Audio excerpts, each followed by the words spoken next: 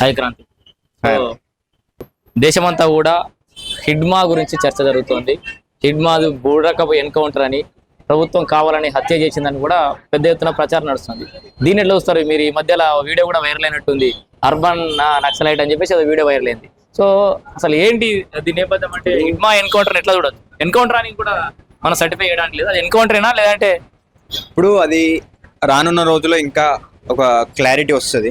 నన్ను అర్బన్ నక్సలైట్ అని ఒక పేరు ముద్రేస్తున్నారు నాకు. సరే అనుకుంటే అనుకునేటోళ్ళు ఏది అనుకున్నా కూడా మనకు సంబంధం లేని విషయం. మనం సమాజం కోసం మాట్లాడుతున్నాం. నేను ఏమంటున్నా అంటే ఆదివాసీ హక్కుల కోసం, దళిత గిరిజనుల హక్కుల కోసం కొట్లాడేటోళ్ళు అర్బన్ నక్సలైట్లు అయితే, మాలాంటోళ్ళు సమాజం గురించి మాట్లాడేటోళ్ళు అర్బన్ నక్సలైట్లు అయితే, ఈ దేశంలో పహల్గామా దాడి జరిగినప్పుడు ఎవడో వేరే దేశపోడు వచ్చి ఈ దేశం చేస్తున్న యుద్ధం ఆపమంటే యుద్ధం ఆపిన మిమ్మల్ని మేమేమనాలి? మేము అర్బన్ నక్సలైట్లం అయితే మీరు పహల్గామా దాడి అయినప్పుడు ట్రంపే కదా, ట్రంప్ ఆపమంటే ఎందుకు యుద్ధం ఆపినవు?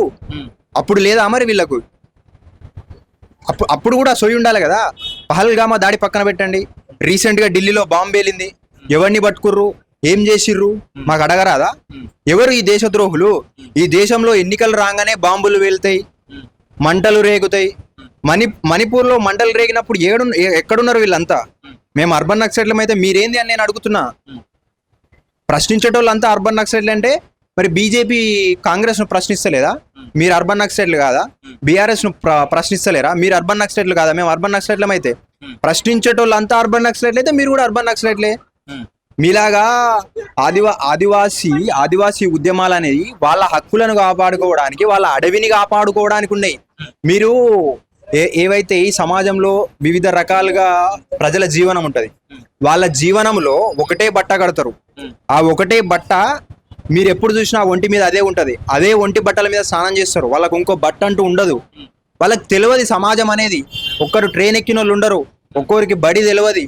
మీరు రీసెంట్ ఒక వీడియో మనతోలు వెలుగు రగన్న వాళ్ళ టీం పోయిర్రు, కటింగులు కూడా వాళ్ళే చేసుకుంటారు. వాళ్ళ జీవన విధానం అనేది అది.